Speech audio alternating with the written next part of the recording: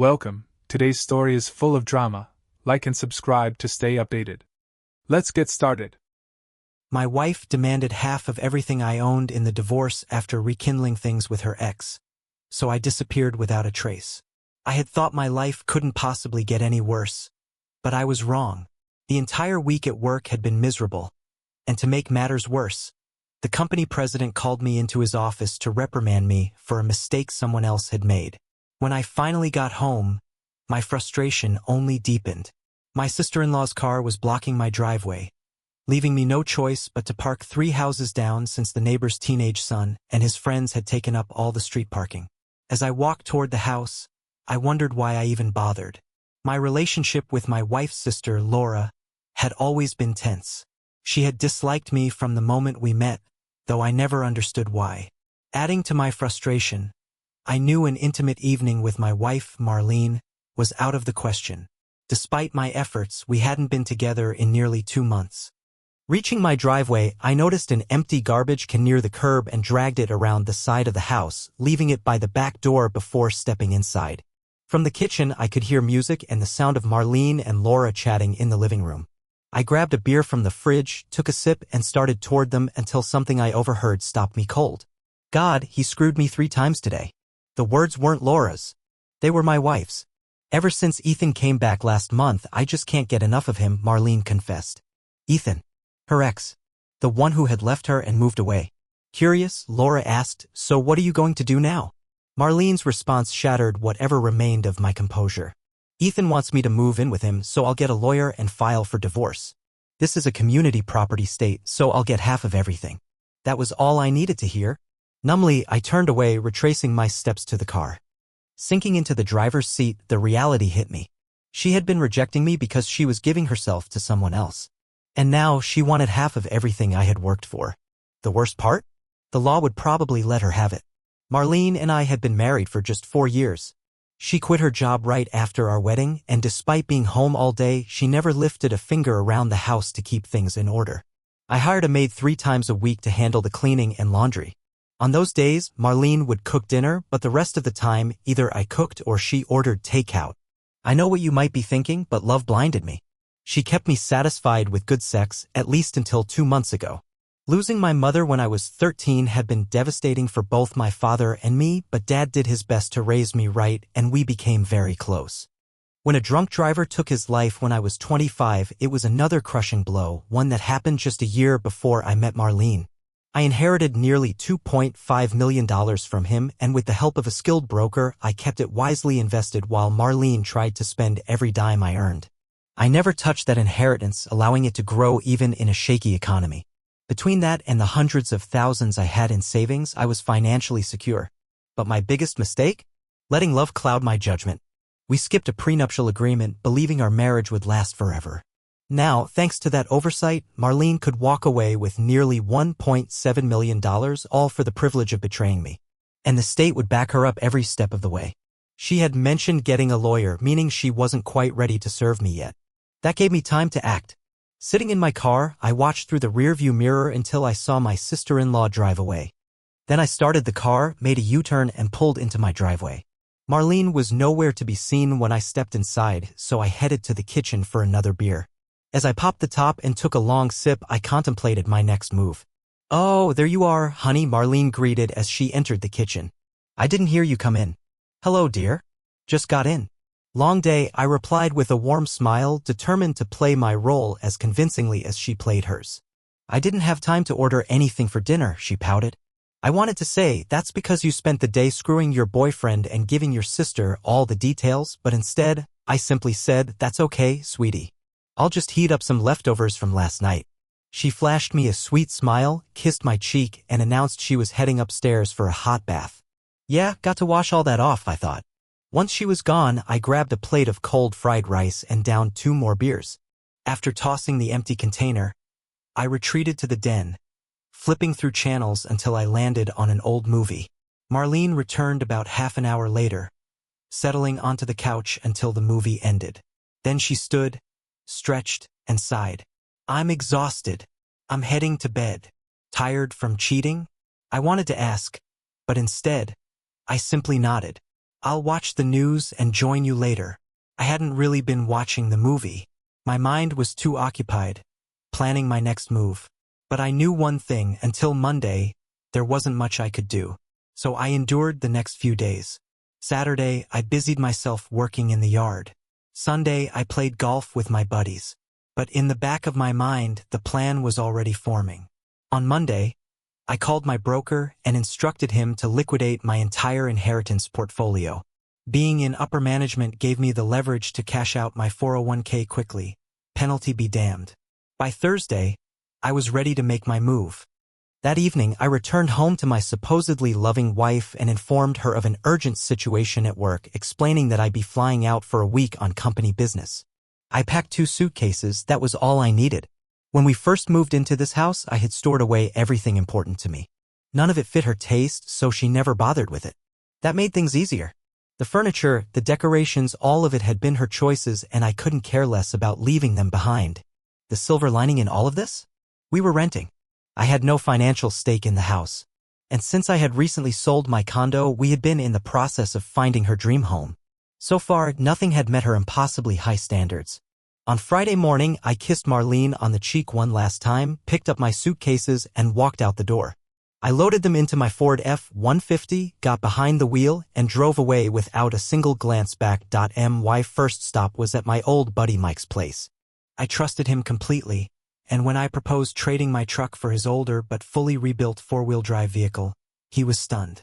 I confided in him about my situation, and an hour later, I was headed west in my new ride. Mike promised to keep my Ford F-150 hidden in his garage for a while. That alone would make it difficult for anyone to track me. For the next 4 days, I paid for everything in cash. I had canceled all our credit cards to erase my financial footprint. The majority of my money was now safely stored in an offshore account thanks to my broker. I had also set up a system with him for future fund transfers whenever needed. Meanwhile, I carried enough cash stashed in the SUV to last me a while. The hardest part was the nights alone in motels. For the past week, I had been too busy executing my plan to dwell on what had happened to me. But now, in the silence of those motel rooms, it hit me. I had loved Marlene. I wouldn't have married her if I hadn't. I replayed every what-if scenario in my head, trying to see if I could have done anything differently. But in the end, I came to the same conclusion: even if I had known her ex was back in town, I doubt I could have stopped them from getting back together. And then it hit me: I had been a fool. She had probably never truly loved me. By the 5th day, I found myself sitting in a small-town diner in Wyoming, drinking coffee and staring blankly out the window. By now, Marlene must have realized all her credit cards had been canceled and that our bank accounts were empty. I wondered how she was handling the shock. My thoughts were interrupted by the quiet conversation of an older couple at the next table. The man, who looked to be in his early 60s, was speaking to his red-haired wife about their farm. He was wishing for an extra set of hands, but unfortunately they couldn't afford to hire anyone until their calves were ready for market. Even then, finding someone willing to work for what they could pay was proving to be a challenge. Finishing the last bite of my meal, I stood up and approached their table. "I'm sorry for overhearing," I said, "but I think I might be able to help." The older man studied me carefully, sizing me up. "I don't see how you could do that. If you heard our conversation, you know I can't pay you anything. What if I'm just looking for a place to stay in exchange for my labor?" I offered. His eyes narrowed slightly. "Anna, excuse us for a moment," he said to his wife before rising from his seat. I followed him outside into the parking lot where our conversation could remain private. Now that we stood face to face, I took in his appearance more closely. He was about my height, 6 feet, with broad shoulders and not a trace of excess weight. His once dark hair had turned mostly gray, and his weathered face bore the marks of years spent working outdoors. "Who the hell are you?" he asked, his voice edged with suspicion. "You part of that Harrison crew?" I raised my hands in a gesture of innocence. "Hold on there, mister. I don't know anything about any Harrison. For days ago, I was living in Oregon. I just got here this morning. I figured maybe we could help each other out." He eyed me for a long moment before replying. "If that's true, why would you want to help us? I already told you, I can't pay you. What's in it for you? If you're running from the law, we don't need that kind of trouble." I exhaled sharply. "I guess you could say I'm on the run, but not in the way you're thinking. I haven't robbed or killed anybody. I'm just trying to keep what's rightfully mine. I gave him a brief rundown of my situation. How my wife had betrayed me, how she was trying to take me for everything I had, and how I just needed a place to lay low for a while. If you have a place I can stay, I'll repay you with my labor. I'll cover my own expenses, and if I'm not any help, just say the word, and I'll be on my way. No hard feelings. He studied my face for a long moment before nodding slowly. If you're telling the truth, I'd be a fool not to at least give you a shot. But I have to warn you. The Harrisons have been trying to get me to sell my land. They haven't done anything underhanded yet, but I wouldn't put it past them. You might be biting off more than you can chew. I shrugged. That's a risk I'm willing to take. He then asked about my experience with ranch work. I was honest, told him I had spent a few summers helping out on my uncle's place in Oregon, but that I wasn't a cowboy by any stretch. He considered that for a second, then extended his hand. Name's George. I shook his hand firmly. Carter. With that, we had an agreement. Back inside the diner, George introduced me to his wife, Anna. This is Carter. He's going to be working for us, if he can handle it. She stood and extended her hand. I shook it and she greeted me warmly. It's very nice to meet you, Carter. Her voice had a distinct clarity with maybe the faintest trace of an Irish accent. Like her husband, she was lean and fit, a woman who had clearly spent her life working hard. Nice to meet you too, ma'am, I said politely. She smiled. Last name's Buckman, but you can just call me Anna.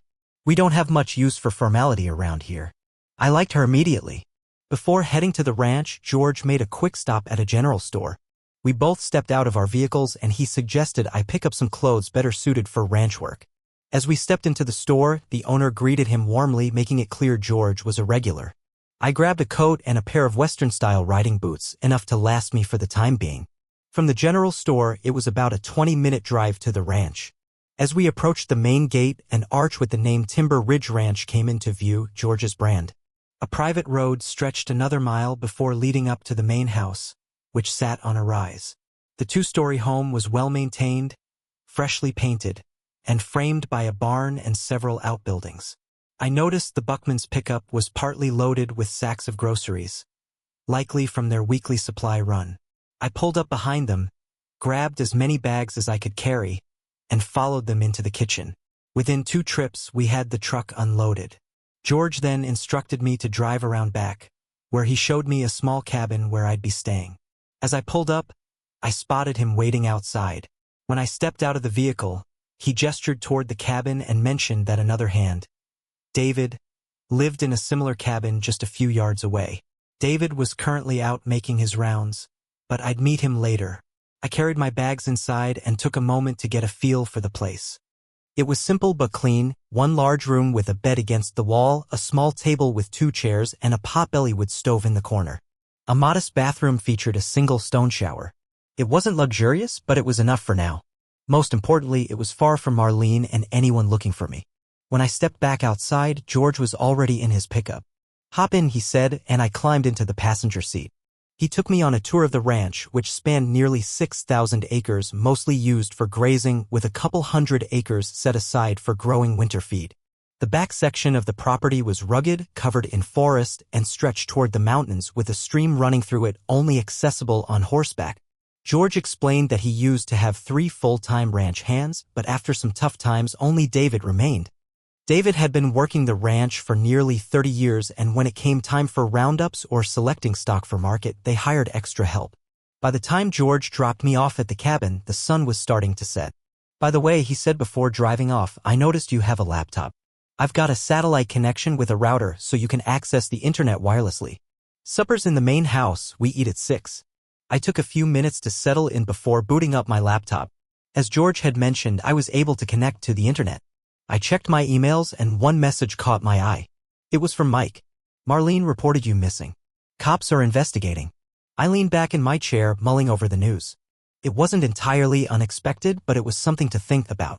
Mike was the only one who knew I had left, and even he didn't know where I had gone. I had mailed my resignation to my employer but never officially informed them in person. I had covered my tracks well, or so I had thought. Just before 6, I made my way to the main house and knocked on the door. George called for me to come in, and as I stepped inside, I saw Anna preparing dinner while George stood off to the side, chatting with a man I assumed was David. George motioned me over.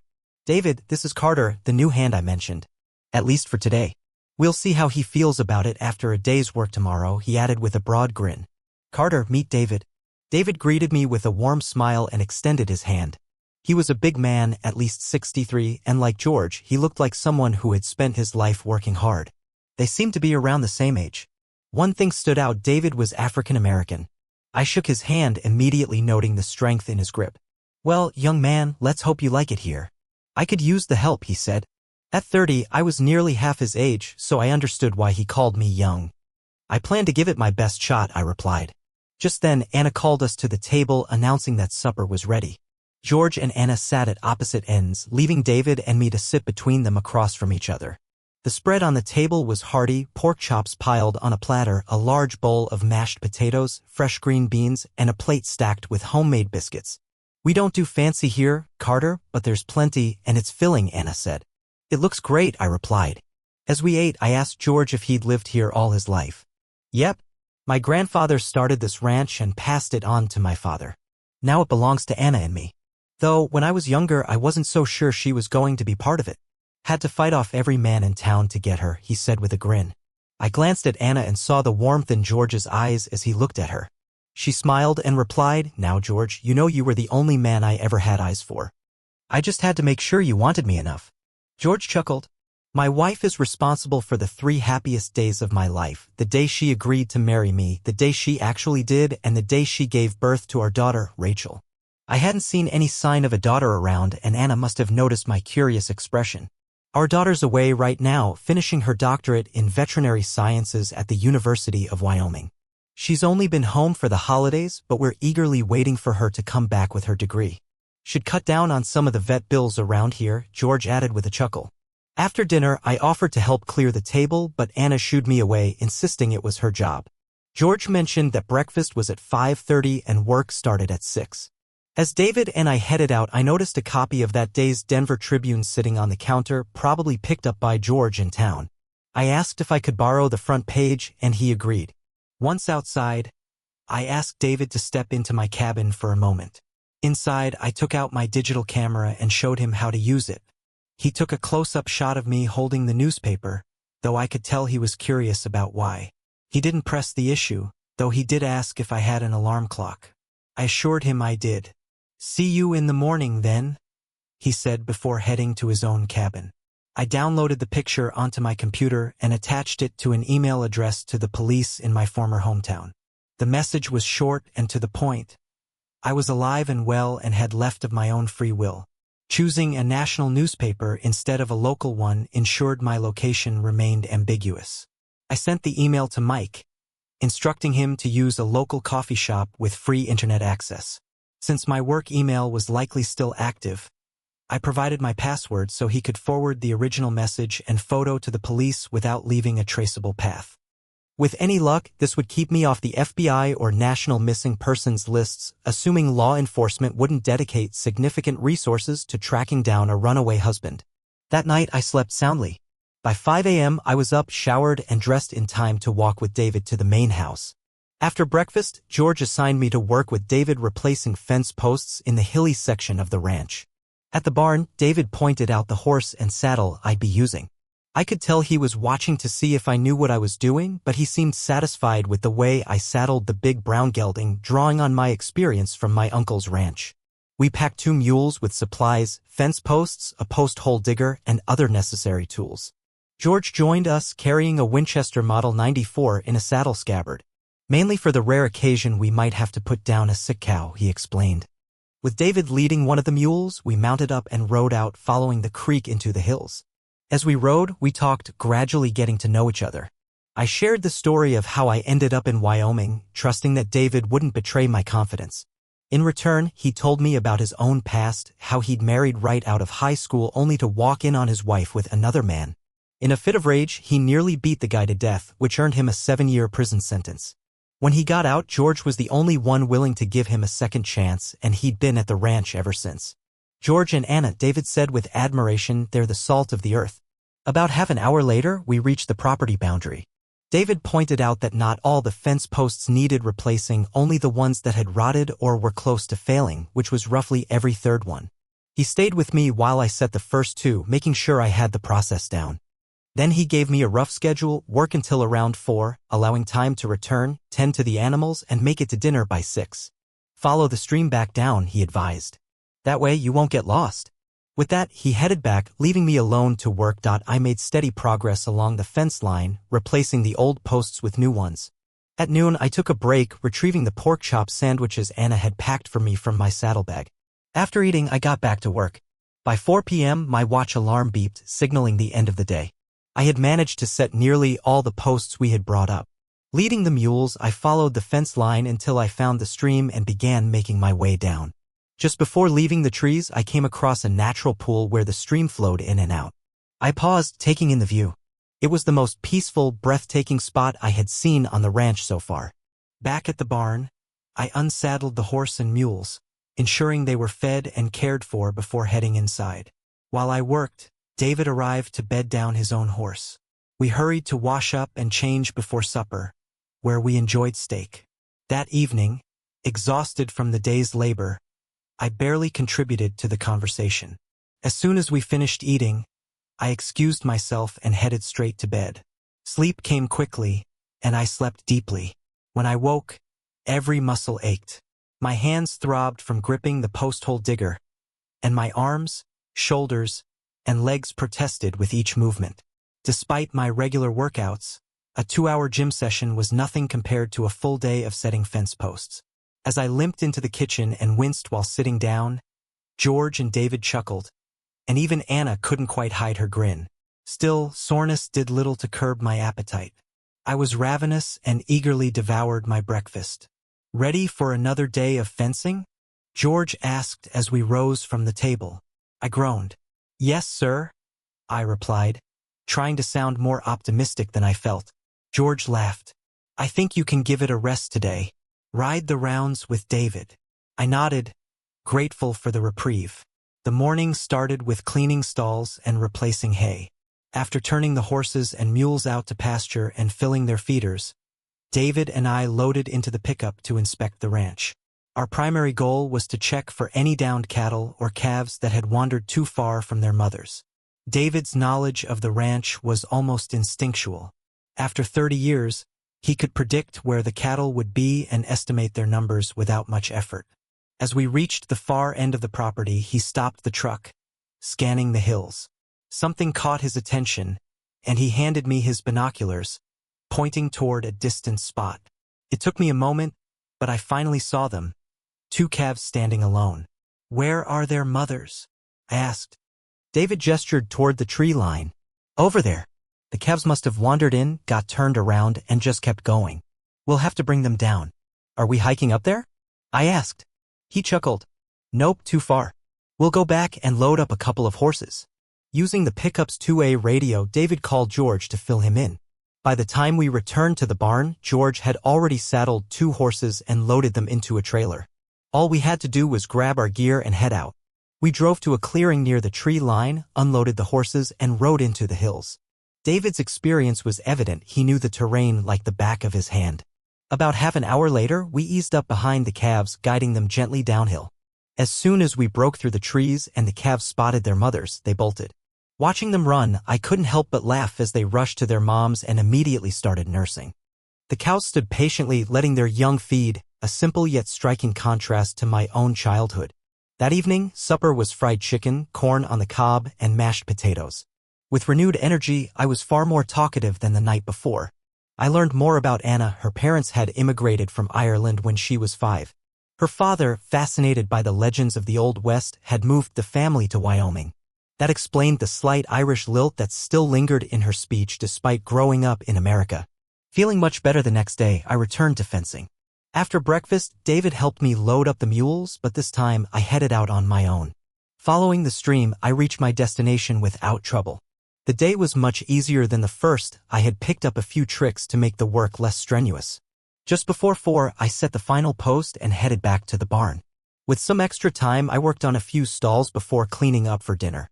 On my 4th day, I assisted David in repairing some of the buildings, and the following day, I was back to setting fence posts. Time passed quickly, and before I knew it, 2 months had flown by. By then, I was alternating with David to ride the ranch and check on the cattle. I was in the best shape of my life. We had settled into a schedule. David took Saturdays off, George took Sundays, and Mondays were mine. On my day off, I usually caught up on laundry and ran into town if needed. I had grown fond of everyone on the ranch. David was good-natured and easygoing, and we often sat and talked after supper. I respected George. He was honest, hard-working, and we got along well. Anna was always sweet to David and me, but I could see she had a bit of fire in her. Together, she and George made a great couple. At breakfast on Friday, George and Anna were unusually excited. Anna informed me that their daughter would be returning home in a week. That day, it was my turn to ride through the wooded section, checking for any cattle that had wandered into the hills. A little after 4, I made my way to the stream and followed it down until I reached the pool below the waterfall. Stopping for a moment, I dismounted, took off my shirt, and knelt by the water, dipping my bandana into the cool stream. I wiped the sweat and dust from my face and neck. A rustling sound from downstream caught my attention. Turning my head, I spotted a horse and rider approaching. At first, I thought it was Anna, but as they got closer, I realized this was a younger version of her. She had the same striking crystal blue eyes and vibrant red hair. This had to be Rachel. She pulled up a few feet away from me and fixed me with an icy stare. "Who are you? And what are you doing on this property?" I stood up to face her. "Name's Carter. I work here." She narrowed her eyes. "I don't believe you. My dad said he couldn't afford to hire another hand." Despite her beauty, her unfriendly tone rubbed me the wrong way. "Yeah, I heard that too," I replied dryly. "Guess that's why I laugh all the way to the bank every payday." She stared at me for a moment, then turned her horse sharply and gave it a firm kick, riding off without another word. I chuckled to myself, put my shirt back on, and mounted my horse to continue toward the barn. Later, I learned there had been a miscommunication between Rachel and her parents. They had expected her to return the following week, but much to their surprise, she had arrived just a couple of hours after I'd ridden out. She had spent the morning and early afternoon catching up with them before deciding to go for a ride. Something she hadn't had much time for while in school, but still loved to do. She saddled up and rode out to her favorite spot, the waterfall and the pool beneath it. I guess after 2 months, I was old news, and George and Anna had simply forgotten to mention me. Just as I returned to the barn, I caught a glimpse of a redhead disappearing inside. I dismounted and led my horse in. "George," Rachel called, apparently looking for her father. "Who is that man up by the waterfall?" she demanded. George took a moment to think before replying. "That must have been Carter," he said. "He works here," Rachel added sharply. "But last time I was here, you told me you couldn't afford to hire another hand." George remained calm. "Well, he's right, he does work here. As for what he gets paid, I don't think that's any of your business.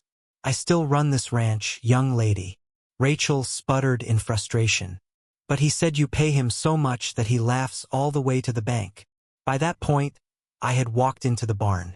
She had her back to me and hadn't noticed, but George had. He shot me a grin and said, "Is that true, Carter? If you think you're overpaid, I can fix that." She spun around, her piercing blue eyes locking onto me. I took off my hat with one hand and scratched the back of my head with the other. "Well, I'd hate to take advantage of you, George," I said with a smirk. "Just how much are you thinking of cutting my wages?" At that, George and I both cracked up laughing. Rachel, however, wasn't amused. Her glare remained steady. "Sweetheart," George said, shaking his head. "Just so you can stop buzzing about this, Carter stays in the cabin next to David's." She folded her arms. "And what else?" "That, and he gets to eat your mother's fine cooking." Still not satisfied, she pressed on. "So you're telling me you're not paying him? Why would he work for nothing?" George's expression hardened slightly. "He has his reasons, and it's not my place to tell you." I decided to chime in. "Honestly, working just to have a chance to taste your mother's cooking is worth a lot." I don't think she'd appreciate you saying it's nothing. Rachel shot me one last glare before storming out of the barn. George chuckled and shook his head. She reminds me so much of her mother when she was young. I never thought I'd say this, but I don't envy myself back then. That evening at supper, Rachel joined us at the table, sitting next to David and directly across from me. When I entered the kitchen, she cast another sharp look my way. I waited until everyone had filled their plates before speaking. Your mother tells me you just finished your doctorate in veterinary medicine. Yeah, was her one-word response, given without so much as a glance up. Undeterred, I continued. David says there's only one other vet in the area and he's over 30 miles away. I'm sure you're going to be a huge asset to the folks around here. She glanced up at my compliment, and for a moment I thought I saw her eyes soften. Yes, that would be Dr. Harrison, she replied. He has more work than he can handle and is often needed in multiple places at once. Anna chimed in with a warm smile. I agree with you, Carter. Our Rachel will be a great asset to the community. For the rest of the meal, Rachel spoke with her parents and David, who had been on the ranch since before she was born. She didn't address me directly, and I mostly stayed quiet. This was her homecoming, and I knew her family wanted to catch up on everything that had happened in her life while she was away. Once I finished eating, I excused myself and headed to my cabin. Checking my email, I found a message from Mike. He mentioned that he had spoken with a friend on the police force and casually inquired whether I was still considered a missing person. His friend confirmed that everything had been dropped after they received the email with the picture I had sent. As for Marlene, it seemed Matthew had dumped her the moment he found out I had vanished with all the money. And with no access to that money, Marlene wasn't getting her hands on it anytime soon. She had lost the house we'd lived in and was now renting a small apartment in the city, working as a waitress. She also couldn't afford a lawyer to pursue me. I found it ironic. She had apparently married me for my money, and her boyfriend had only wanted her for the same reason. Back on the ranch, I was still replacing fence posts, though now only every third or fourth day. I had moved out of the hills and was working in an area where I could drive the pickup directly to my worksite. It was much easier loading the posts into the truck rather than onto the mules. The morning after Rachel returned home, I loaded up the pickup and drove to where I had left off. When my usual lunchtime rolled around, I walked back to the truck and realized I had forgotten my lunch. Anna always made sure we had food if we were working away from the main house, but I must have spaced out when it was time to grab mine. I considered driving back to get it, but decided skipping one meal wouldn't kill me. About half an hour later, as I finished setting a post and securing the wire, I heard a vehicle approaching. I turned and saw one of the ranch trucks pulling up. To my surprise, Rachel stepped out. She held a small paper bag, the kind Anna used for our lunches. "Mama said you forgot your lunch," she said, shoving the bag toward me. I took it from her. "Thank you, Rachel. That was very kind of you."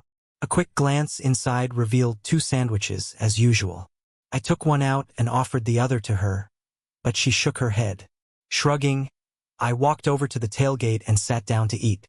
Rachel remained standing a few feet away, arms crossed, watching me. I kept my focus on my meal, but after a moment, she finally spoke. "Why are you here?" I turned to look at her, deciding to have a little fun. Lowering my voice conspiratorially, I said, "You can't tell anyone, but I robbed a bank and stashed the money. I'm hiding out here until the heat dies down. Then I'll go retrieve the cash." At first, her eyes widened in surprise before narrowing into a glare. "You're a real clown," she huffed before turning on her heel and heading back to her truck. I waited until she was halfway there before calling her name. She stopped, hesitated for a moment, then slowly turned back to face me. "I married a woman who never really loved me. She only cared about what I could provide for her," I said. "I ended up here because I needed to get away from everything I knew for a while." She studied me in silence, and I could tell she was trying to decide whether or not I was telling the truth this time. After a moment, she gave a small nod, then turned and left without another word. As I watched her drive away, I thought about what George had said, that Anna had been just like Rachel when she was younger. He had claimed he tamed her, but I suspected it wasn't taming at all. It was love. And after less than 24 hours of knowing Rachel, I couldn't imagine any man taming the fiery redhead. That night at supper felt much like the previous one. Rachel chatted with her parents and David but barely acknowledged me. I didn't take it personally. After all, she didn't know me and we had nothing in common. We had nearly finished eating when a knock at the door interrupted the meal. George got up to answer it and returned with a man about my age, Tall, dark-haired, and the type of guy women would call handsome. Rachel's face lit up. "Tyler!" she called excitedly, jumping from her seat and throwing her arms around him. It was clear they knew each other well. They quickly fell into conversation, catching up like old friends who hadn't seen each other in ages. A few minutes later, another knock sounded at the door. George opened it and returned with a second man, this one fair-haired but just as good-looking. Rachel greeted him just as warmly as the first, throwing her arms around him as well. I recalled George's words about having to fend off every man in town to win Anna. If Rachel was anything like her mother, I imagine these two had quite the competition ahead of them. I excused myself from the table and headed back to my cabin, leaving them to their reunion. As I walked back to my cabin, I mentally wished the two men luck. If Rachel turned out to be anything like her mother, whoever won her heart would be a lucky man. The next day, I took the pickup and rode the ranch, checking on the cattle. By the time I had finished my rounds, something felt off. I couldn't put my finger on it, but the numbers didn't seem right. It was still early, so I returned to get David. Together, we did a whirlwind tour of the ranch, covering as much ground as possible. There were cattle scattered everywhere, but David agreed something wasn't adding up. It felt like we were missing a few herds. We decided to saddle up the next day and ride through the hilly areas. That night at supper, we discussed our plan with George, and he agreed. Unfortunately, it rained overnight, making it harder to find tracks. The next morning, we loaded our horses into a trailer, and George drove us to one end of the property. I rode about a third of the way up into the tree line while David took a position another third higher.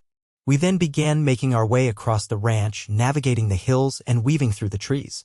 It took most of the day to reach the far side, where we counted 5 stray herds.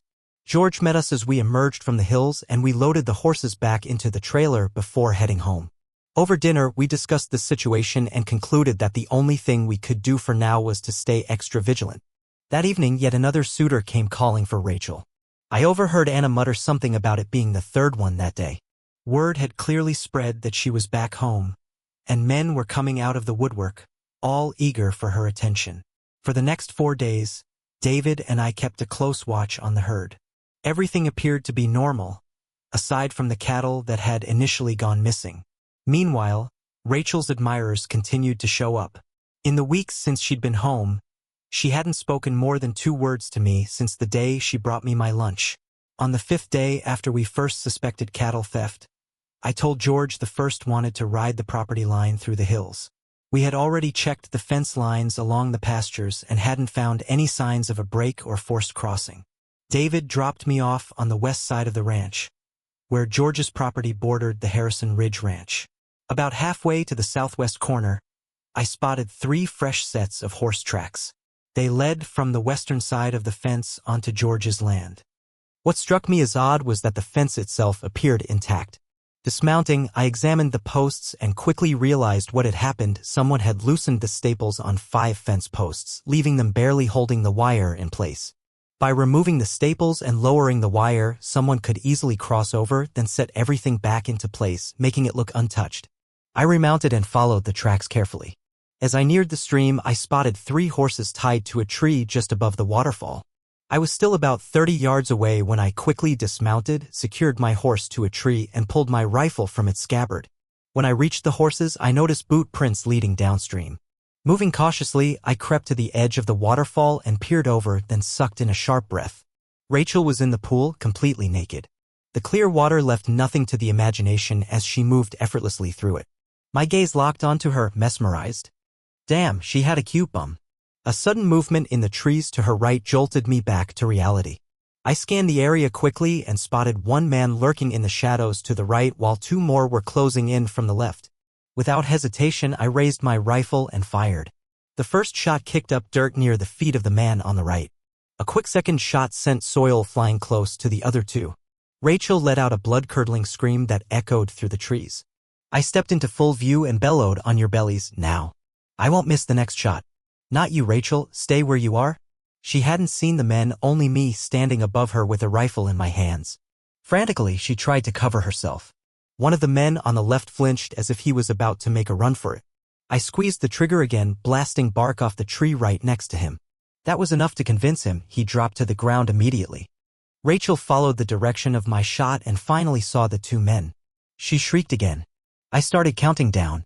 Before I could even say one, the other two dropped to their stomachs. Hands behind your heads. Now. They obeyed instantly. Turning my attention back to Rachel, I kept my voice firm. Get out and get dressed. She hesitated, clearly shaken, and tried to protest. Just do as I say, I snapped, my tone leaving no room for argument. Still trembling, she climbed out of the pool, like Venus rising from the sea. Even with her back to me, I couldn't tear my eyes away. Her alabaster skin, the way the water glistened on her perfect curves, those images were burned into my mind. She dressed quickly, slipping into her jeans and pulling on her shirt, but didn't bother with her boots.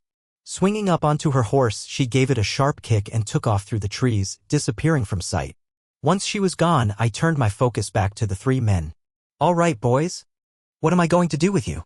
I let the silence stretch between us before adding, guess I could just shoot you in the legs and watch you bleed out. That got an immediate reaction. All three started begging for mercy. Even if I let you go, Rachel's father will ensure justice when I tell him about your vile intentions toward his daughter, I said, my voice cold and unwavering. Unless, of course, you have a more compelling confession for the sheriff, something like cattle rustling. The smallest of the three cracked first. Yeah, we did it, he blurted out. Harrison said breaking Buckman would secure his land. His companions snapped at him to shut up, but the man fired back, I ain't dying for no damn cows. Anticipating Rachel's swift return and her father's inevitable involvement, I knew I needed to buy some time.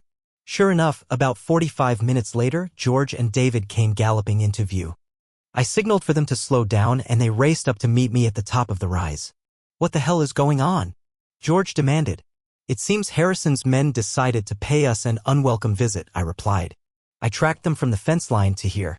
Rachel was swimming and these three were sneaking up on her. I pressed the barrel of my rifle against the smaller man's neck. I believe this one has something to confess. The rustler whimpered before stammering, we did it.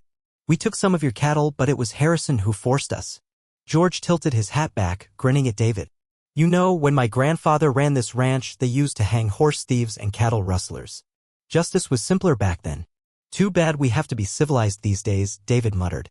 While David stood guard, George and I decided to march the rustlers back to the ranch. With rifles in hand, we trailed behind them, David tethering their horses together and bringing up the rear. Upon reaching the buildings, we separated them into different stalls inside the barn, keeping the doors open so we could watch them without them seeing each other.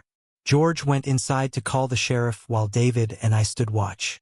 In less than 30 minutes, the sheriff arrived, tearing up the long drive. George met him outside and briefed him on what had happened. Let's start with the little one, I suggested. He seems the most likely to talk. The sheriff agreed and I hauled the rustler outside. At first, he hesitated. But when the sheriff casually suggested leaving them in George's hands and looking the other way, the man's eyes widened in terror. Suddenly, he was eager to talk. It didn't take long for the sheriff to extract the truth.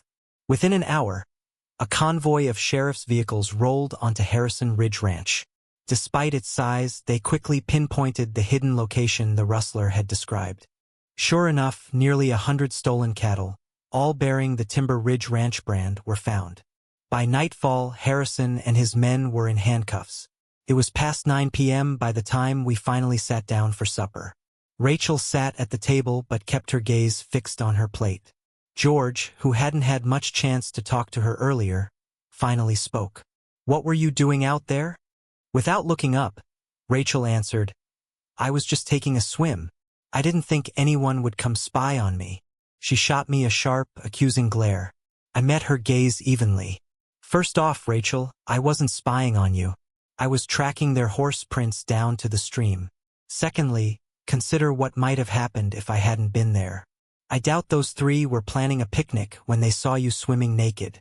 Anna shuddered. Thank goodness you arrived when you did, Carter. I hate to think what might have happened. The conversation shifted, and we hurriedly finished our meal, mindful of the early start we had the next day. As I exited the kitchen, heading toward my cabin, Rachel called out to me. I stopped and turned, only to be met with a sharp, sarcastic tone. So, did you enjoy the view today? Expecting gratitude was clearly too much. I simply replied, let's just say I'd be lying if I claimed it wasn't breathtaking. She huffed, spun on her heels, and marched back toward the house. I stood there, shaking my head. No matter how much she tried to act indifferent, there was something about me that got under her skin. The following day, George headed into town to officially file charges against Harrison. Returning the stolen cattle to their rightful place would take several days, as the prosecutor needed time to document everything. Meanwhile, David and I spent the day repainting some of the outbuildings. We had lunch in the kitchen, but Rachel chose not to join us, something I found perfectly acceptable. George returned in the early afternoon but waited until dinner to update us. Since this isn't a capital case, Harrison and his men will be out on bail soon, he explained. I don't expect any more trouble, but we should stay vigilant. Then, with a mischievous grin, he glanced at his daughter and added, if you're planning another nude swim anytime soon, maybe you should take Carter along, for protection. Rachel's face turned a deep shade of crimson. Dad, she sputtered before bolting from the table. George and David erupted in laughter, and even Anna couldn't suppress a giggle. I chuckled along with them. Once the laughter died down, George turned to me. I really appreciate what you did, Carter. Harrison could have put this ranch in serious financial trouble. You've more than earned your keep. We all shared another round of laughter before finishing dinner. 3 days later, George got word that he could finally retrieve his stolen cattle. We loaded 3 horses into a trailer and, accompanied by a sheriff's escort, drove to Harrison's ranch. Anna came along to drive the truck and trailer back after we unloaded the horses. With George, David, and me on horseback, we started herding the cattle back toward Timber Ridge Ranch. As we neared home, I rode ahead and loosened part of the fence line, allowing the cattle to cross. Once every last animal was back where it belonged, we secured the fencing and returned to the main house, satisfied with the day's work. During this time, Rachel had applied for her veterinarian license. The approval process took about 45 days, so for now, she was limited to tending to animals on her father's ranch. I saw her around the property and, of course, at mealtimes. Despite her continued silent treatment, I made sure to catch her eye whenever I could, flashing a big grin and wiggling my eyebrows just enough to make her blush. 2 weeks after the waterfall incident, we ended up in the barn at the same time. Seizing the opportunity, I leaned against a stall and casually asked, enjoying any swims lately? She stomped toward me, stopping mere inches away, and shot me a glare. Why are you such a... I shrugged, smirking. Why are you such a brat? Her hand shot up, aiming for my face, but I reacted quickly, catching her wrist before she could land a slap. Undeterred, she tried with her left, but I caught that too. With both of her wrists pinned behind her back, I pulled her flush against me. Her breathing hitched, but she didn't struggle, she just stared at me, eyes locked on mine. I lowered my face slightly and murmured, if you were mine, I'd put you over my knee and spank your butt. She tried to pull away. You wouldn't dare. Suddenly, I let go and she stumbled backward, landing unceremoniously on her butt. It's not that I wouldn't dare, I said coolly. I just got rid of one woman who didn't give a damn about me. I'm not wasting my time on another one. Traditionally, she was the one to storm off, but this time, it was my turn. I walked out of the barn, leaving her sitting on the ground. I didn't see her again until supper, and as expected, she didn't speak to me. However, the look she gave me was unreadable. Not that I ever claimed to understand women, my marriage to Marlene had proven that well enough. The following day, I was in the barn tending to the stalls when George walked in. Since it was his day off, I figured he wanted to talk. I briefly wondered if Rachel had told him about the previous day's encounter and if he was here to ask me to leave. I paused my work as he approached. I heard you and Rachel had a little showdown yesterday, he said. Well, that answered my question, she had told him. But there was a twinkle in his eye and I didn't sense any hostility. Yeah, I suppose you could say that, I admitted. Probably my fault. George shrugged. Maybe, maybe not. I think her issue is she doesn't know what to make of you. At first, she thought you had some angle. Then you became the guy who saved her and the ranch. What she can't figure out is why you aren't chasing after her like the other young men around here. He leaned against a stall, watching me. Like her mother at her age, Rachel's used to having boys wrapped around her little finger. She's had a few boyfriends, but none of them lasted. Truth be told, I don't think she really respected any of them. I just hope you don't let her drive you off. In my book, you're welcome here as long as you want. I nodded. Thanks, George. That means a lot. As for Rachel, I'll lay off teasing her. Hopefully, we can just live and let live. He left the barn and I resumed my work. But his words stuck with me. If Rachel truly wanted to understand me, acting civil and having an actual conversation would be far more effective than whatever she was trying to do. As for pursuing her like the others, that simply wasn't in the cards. She didn't join us for supper that night. No one brought it up, and I didn't ask. The following day, I stuck to my usual routine, up at 5 a.m. even on my day off. After breakfast, once George and David left for work, I gathered my laundry. George had invested in a large commercial washer and dryer, making it easy to do everything in a single load. Since the laundry room was next to the kitchen, I sat at the table eating and chatting with Anna while waiting. Then Rachel walked in, something unusual for this early in the morning, as she usually ate later. Anna asked about my plans for the day, and I mentioned that I was thinking of driving into town. She took the opportunity to ask if I could pick up a few things for her, and I assured her I didn't mind at all. Before I could say anything else, Rachel spoke up. "Cool, I'll ride into town with you. I was planning to go to the general store, and it seems like a waste of gas for both of us to drive separately." I looked up in surprise. After yesterday, I hadn't expected her to talk to me, let alone ask to ride along. "Sure," I said. "I'd be happy to give you a lift." I told her I'd be leaving in about an hour and a half once my laundry was done and put away. "I'll be ready," she assured me. She finished preparing her breakfast and sat at the table, remaining quiet while Anna and I continued our conversation. Eventually, she stepped out of the house. When she returned, she looked stunning in a turquoise sundress that complemented her red hair. Clearly, she wanted to be noticed. I held the passenger door open for her, watching as she slid into the seat before closing it behind her. We set off, and for the first half of the trip, she sat quietly, watching the passing countryside. Then, out of nowhere, she said, "I thought you were going to kiss me yesterday." I glanced at her, but she was looking out the window, her expression hidden.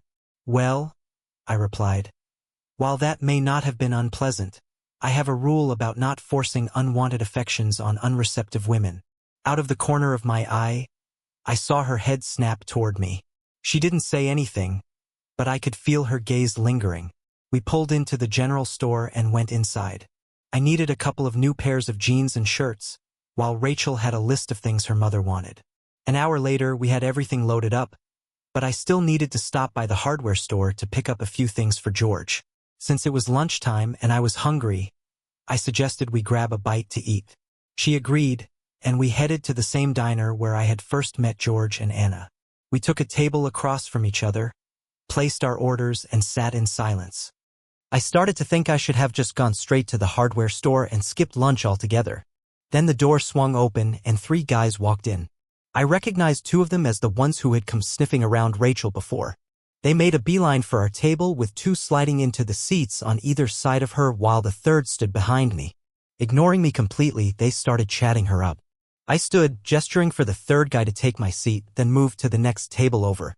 When the waitress brought our food, I motioned her over and had her place my plate in front of me. I ate quickly, ignoring their conversation. Tossing some bills on the table to cover our meals, I stood up and said, "I'm heading to the hardware store. I can swing back later if you're not ready to go." Rachel had barely touched her food, but she suddenly pushed her plate back and stood. "It was nice seeing you guys again, but we have to go," she said. They protested, one even offering her a ride home, but she declined and followed me out to the SUV. She stayed silent as we drove. The tension in the car was thick, and I could feel her frustration simmering. Finally, as we turned off the highway onto the mile-long driveway leading to the ranch, she spoke. "Why did you do that?" I glanced at her. "Do what?" "Move to the other table," she clarified. "Oh, that," I said. "Well, I figured you'd rather spend time with your friends. Besides, I didn't want to get caught in the middle of their competition for your attention." She scoffed. "You really are an a-hole." Wisely, I kept my mouth shut. No point in provoking her further, especially while I was driving. When we pulled up to the main house, she grabbed what she could as soon as I opened the back of the SUV. I picked up the remaining bags and followed her inside. Without saying a word to her mother, she dumped everything onto the kitchen table and stormed off to her room. Anna gave me a questioning look. I shrugged. "I guess I'm an a-hole." She chuckled and placed a reassuring hand on my arm. "I've never seen anyone get under Rachel's skin the way you do. Guess I was born to piss her off," I said dryly. Anna shook her head. "I'm not so sure about that." Then she walked off, leaving me more confused than before. Deciding not to dwell on it, I returned to my cabin, put away my new clothes, and headed out. Unwilling to spend the rest of the day cooped up, I saddled a horse and set off. Eventually, I found myself at the top of the waterfall. The weather was perfect, so I tied the horse to a nearby tree and sat at the edge, gazing down at the pool below. I must have been there for at least half an hour when Rachel rode up below me. She dismounted, and not wanting to be accused of spying, especially if she was planning another swim, I picked up a stone and tossed it into the water, creating a loud splash. She looked around, searching for the source of the noise, and spotted me. Expecting her to leave, I was surprised when she instead mounted her horse and rode up to join me. She tied her horse beside mine and walked toward me. I stood, taking a few steps away from the edge just in case she had any ideas about pushing me off. "You're an a-hole," she declared, stopping just inches from me. "And you're still a brat," I shot back. This time, I didn't wait for her slap. Before she could react, I wrapped an arm around her waist and kissed her. Releasing her quickly, I turned and headed for my horse. But she grabbed my arm, pulling me back. I barely had time to register my shock before she reached behind my neck and pulled me in for another kiss. This time, it deepened, passion overtaking us. One moment led to another, and soon our clothes vanished. We lost ourselves in each other, completely surrendering to the moment. As our breathing steadied, we lay together in silence, wrapped in each other's embrace. Eventually, we dressed, mounted our horses, and rode back down without a word. Rachel stabled her horse and walked straight to the main house. In a daze, I returned to my cabin, stepping into the shower. One thing was undeniable: I felt something much stronger for Rachel than I had been willing to admit. I barely had time to dress before supper. When I entered the kitchen, George, Anna, and David were already seated, but Rachel was nowhere in sight. As we took our places, she walked in. Instead of sitting next to David as usual, she chose the chair beside me. George and Anna exchanged glances, but Rachel only responded with a sweet, knowing smile. During dinner, she was uncharacteristically chatty, her mood light and animated. Though her parents were clearly curious about her sudden high spirits, they refrained from asking questions. After supper, she stayed behind to help her mother clean the kitchen, while David and I returned to our cabins. Just as I was settling into bed, a soft knock echoed at my door. Clad only in my boxers, I opened it. Rachel slipped inside without a word, finding her way into my arms. Rachel slipped inside without a word, finding her way into my arms. We shared a lingering kiss, and then she guided me toward the bed. As she shed her clothes, we came together once again before drifting into sleep in each other's embrace. At 5 a.m., my alarm shattered the peaceful stillness. Groggy, I reached over to silence it, reluctant to move. Eventually, I managed to slip out of bed, turning on the bathroom light to get dressed. Before leaving, I pressed a gentle kiss to Rachel's forehead, then quietly slipped out of the cabin. At breakfast, I couldn't ignore the knowing looks George and Anna kept casting my way. I wondered if they were aware of where their daughter had spent the night. After the meal, I loaded the pickup and set out for another long day of setting fence posts. Working alone on the ranch gave me plenty of time to think, and my thoughts inevitably drifted to everything that had happened. It was hard to believe that only 3 months had passed since I had left Marlene.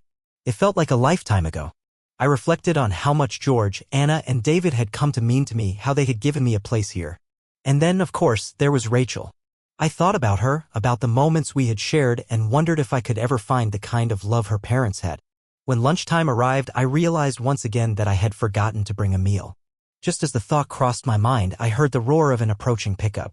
Moments later, Rachel jumped out, running toward me with a bag in hand. The moment she reached me, she threw her arms around me, pulling me into a passionate kiss before handing me the bag. Ignoring the meal for now, I wrapped her in my arms again, returning the kiss with equal intensity. I didn't set as many fence posts that day, but I certainly planted my stake in her a few times. Between our moments of passion, we also found time to talk. I opened up about my past, sharing the details of my former life and how my ex-wife had betrayed me. "The only way I'll leave is if you tell me to go," I reassured her. She eventually rode back home, and I finished my day's work. After showering and changing, I headed to the main house for supper. Rachel was already there, once again choosing the seat next to mine. Midway through the meal, a knock sounded at the front door. George answered it and returned with a familiar face, the same guy who had first come calling on Rachel. He took a seat, his eyes darting to Rachel. "I was wondering if you'd like to go for a drive," he asked. Out here, where entertainment options were limited, going for a drive was just another way of asking someone on a date. Rachel didn't hesitate. "I appreciate the offer, but I don't think my boyfriend would like it." Then, as if to drive the point home, she leaned over and kissed me on the cheek. The poor guy flushed, stammered out some excuse, and made a hasty exit. Just like that, our relationship was out in the open. I glanced at George and Anna, catching the approving smiles they exchanged. Anna, in particular, looked downright pleased. At that moment, Rachel and I were officially a couple. In the days that followed, the steady stream of local men calling on her vanished. Word had clearly gotten around that she was no longer available. Meanwhile, I found a way to help her with her long-term plans. She had been trying to secure a loan from the bank to purchase the necessary equipment for her veterinary business. The bank, however, was hesitant to offer an unsecured loan, and the only viable option was for her father to put the ranch up as collateral, something she was reluctant to ask of him. "Give me a couple of days," I told her. "I might have a solution." I contacted my offshore bank and set up an account under the name of a fictitious loan company. Then I had Rachel fill out a loan application on my computer, routing it directly to my email. After waiting a few days, I sent her a formal approval notice, stating that the funds would be wired to her account. She was ecstatic but raised an eyebrow at the incredibly low 2% annual interest rate. "Why so low?" she asked. "They're a non-profit philanthropic group," I explained. "They offer loans to people they believe will make a positive impact on their community." The truth was, I could have simply given her the money outright, but I knew she was too proud to accept it as a gift. Having earned her veterinary degree through sheer determination and hard work, she was determined to build her career on her own terms. By the time her license was approved, she had purchased a fully equipped mobile vet van, complete with all the necessary medical instruments. Once word spread that she was officially in business, calls started pouring in from local ranchers. Many nights Rachel spent with me in my cabin. George and Anna were well aware, but they never voiced any objections. At 27, she was more than capable of making her own decisions. Meanwhile, justice caught up with Harrison and his crew. Their trial took 3 months, but the outcome was clear-cut. The smallest member of the group cooperated with the prosecution and received 2 years of probation, avoiding prison time. The 5 ranch hands who had worked under Harrison each received 5-year sentences. As for Harrison himself, being the mastermind behind the rustling operation earned him the maximum sentence: 10 years in prison and a $50,000 fine. When Harrison was taken to prison, I launched an investigation into his background and ranch. I discovered that he was single, had no family in the area, and with all his ranch hands incarcerated, there was no one left to manage his land. This led me to develop a new plan. However, before setting it in motion, I needed to take care of unfinished business, finalizing my divorce. The thought of Marlene walking away with half my money was something I couldn't accept. To prevent that, I turned to my trusted friend Mike for assistance. Instead of sending an email, I called him directly and asked him to approach Marlene on my behalf. I wanted him to relay a simple proposal. I was willing to offer her $50,000 in exchange for a clean, uncontested divorce. If she refused, she'd never hear from me again and wouldn't receive a dime. At first, Marlene played innocent, demanding to know why I had left and why I wouldn't return. The act didn't last long. Mike shut it down by revealing that I knew about her affair with Matthew and her plan to divorce me. With her deception exposed and still struggling financially as a waitress, she quickly accepted my offer. To finalize everything, I needed to return to Texas and hire a lawyer to draw up the divorce papers. When I told Rachel about my trip, she wasn't thrilled. I explained that I needed to close this chapter of my life once and for all and assured her that I would return. Initially, I planned to leave my SUV at long-term parking at the airport, but Rachel insisted on driving me there herself and being there when I returned. Leaving behind my vehicle and most of my belongings aside from a single suitcase seemed to ease her concerns. I flew out on a Sunday and Mike picked me up at the airport. Staying with him and his family, I made sure to call Rachel every night. By Friday, everything was settled. Mike took Marlene to my lawyer's office where she signed the papers for our agreement. She received an immediate check for $10,000 with the remaining $40,000 to be paid within 60 days of the divorce's finalization. I never had to see her face again. It wasn't until then that I remembered my personal belongings, things I had in storage, including keepsakes, heirlooms from my parents, yearbooks, and other sentimental items. Not wanting to make a separate trip later, I rented a moving van and packed everything up. When I told Rachel I wasn't flying back but instead driving home with everything important to me, her excitement grew. She saw it as a sign of my commitment. 3 days of relentless driving later, I pulled into Timber Ridge Ranch on Tuesday evening.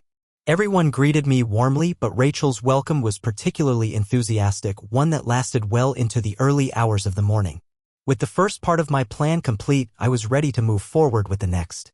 This meant making several trips to the prison where Harrison was serving his sentence. My goal was to convince him to sell me his ranch. At first, he was resistant, unwilling to let go of his land.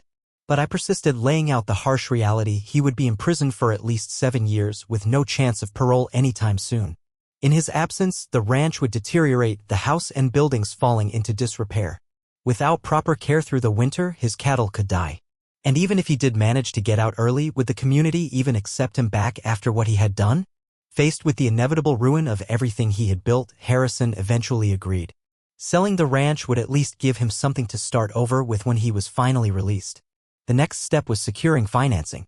I moved my money back into the country, confident that Marlene wouldn't risk jeopardizing her $40,000 by making any rash moves. I negotiated a purchase price of $5 million with Harrison, below the property's true value, which made securing financing relatively easy.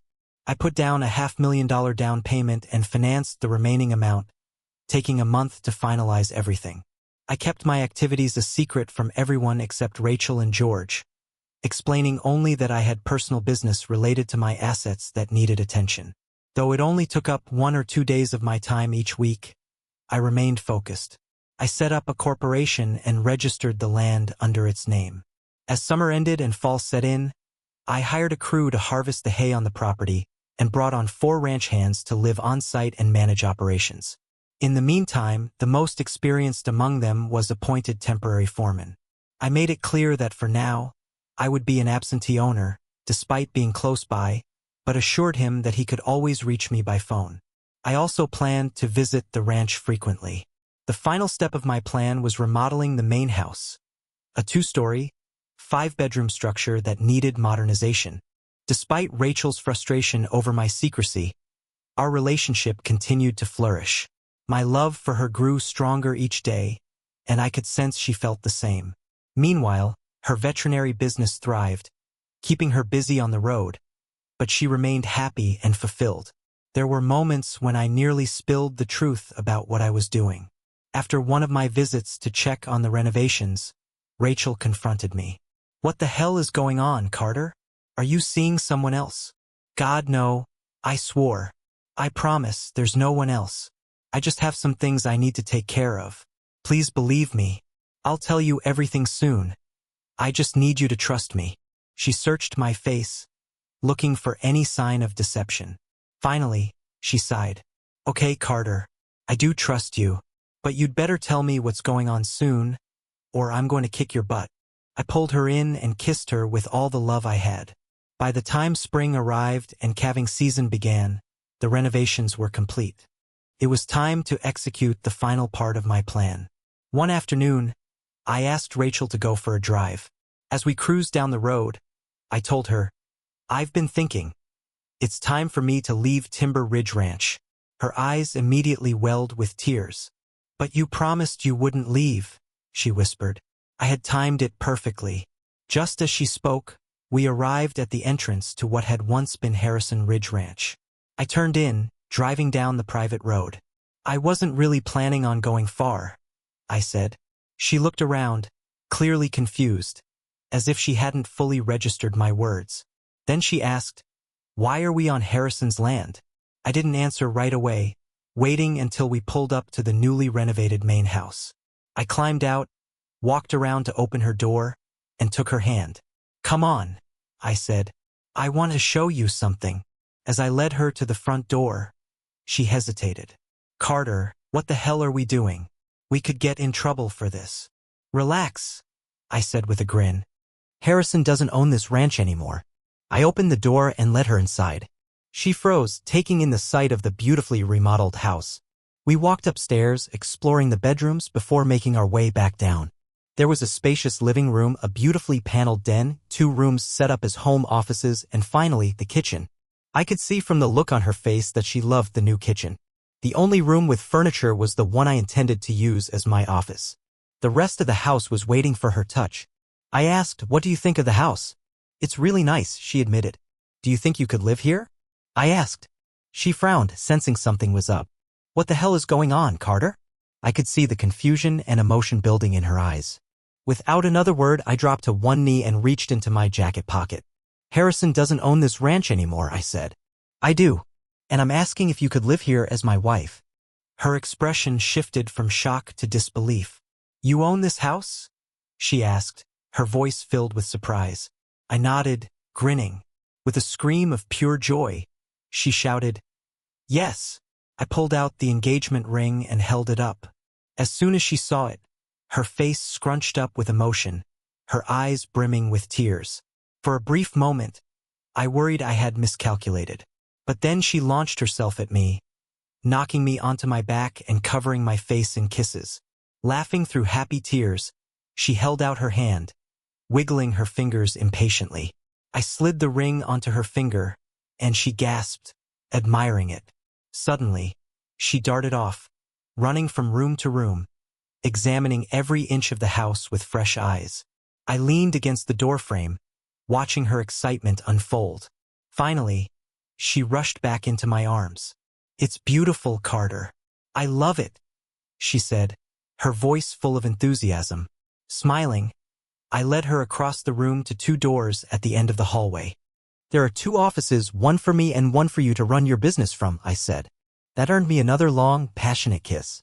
I took her into the office with the desk and pulled out a large piece of paper. It was a sketch of the new property gate with bold letters over the top that read, Double C Ranch. She looked at it, puzzled. Double C? It stands for Carter and Rachel Ranch, I explained. Tears welled up in her eyes again, and before I could say anything else, she was already tugging at my clothes. I didn't hesitate to return the favor. I lifted her onto the desk, and right then and there, we christened the office with our love. In the days that followed, we made love in every single room of our new home. Once we had recovered and dressed, I told her it was time to go share the news with her parents. Rachel was so ecstatic that I swore she floated all the way to the truck. We arrived at Timber Ridge Ranch just after 6 p.m. George, Anna, and David were already in the kitchen preparing for supper. Rachel burst through the door, lifted her left hand high, and squealed, We're getting married. Anna immediately jumped up, pulling her daughter into a tight hug, while George and David shook my hand and clapped me on the back in congratulations. Then it was my turn to get a warm embrace from my soon-to-be mother-in-law, while Rachel hugged her father and David. Once the excitement settled and everyone sat down to eat, Rachel, ever the mischief maker, waited until everyone was mid-bite before casually dropping, Of course, this means we'll be moving. George, Anna, and David all exclaimed in unison, What? Rachel grinned and looked at me. Go ahead, tell them. I set my fork down and turned to George. You know how Harrison wanted to merge his ranch with yours? I was thinking that might not be such a bad idea. George shot up from his chair, his face darkening. There is no way in hell the Harrison Ridge is getting my ranch. I laughed. Relax, George. It's not the Harrison Ridge anymore, it's the Double C Ranch. And the new owners are sitting at your table right now. He blinked, trying to process what I had just said. What are you talking about? I bought out Harrison, I explained. The ranch belongs to Rachel and me now. Before George could say another word, Anna clapped her hands. Double C, Carter and Rachel, she said, immediately catching on. I nodded. Exactly. George hesitated. But the Double C is more than twice the size of mine. It brings in a lot more profit. I met his gaze. George, you've been doing this your whole life. I need your help. I want us to be equal partners. You handle the operations, whatever you say goes. Besides, this is part of Rachel's ranch too. It stays in the family. George sat back, glancing at Anna. She gave a small nod of approval. With a sigh, he reached across the table, extending his hand. I shook it firmly. Damn it, Carter, he said, shaking his head. This is going to take some getting used to. But I accept your offer. I grinned. That means we'll need more hands to manage everything. And David is officially the head foreman. Oh, and I guess I'll finally have to pull out all those fence posts I worked so hard to set on that side of the property. Laughter erupted around the table, and the rest of the night turned into a loud, joyous celebration. Rachel spent the night in my cabin, and by the time morning came, she had thoroughly worn me out. We ended up running late for breakfast, but everyone was still in the kitchen when we arrived. They had been waiting for us so we could eat together before heading over to the Double C Ranch for Rachel to show off our new home. Everyone was impressed. I caught Anna eyeing the newly remodeled kitchen with a hint of jealousy, though she smiled warmly. Over the next month, she and Rachel worked tirelessly to furnish the house, and by our wedding night, it was finally ready to be our home. The wedding, we were married on the Double C Ranch, surrounded by friends, family, and ranchers from miles around who had come to celebrate with us. George and his family were well respected, and as his son-in-law and the new owner of Double C, I was welcomed into their world. That night, Rachel and I finally made it to bed, where we stayed wrapped up in each other well into the next day. In fact, if it had been up to us, we might have never left.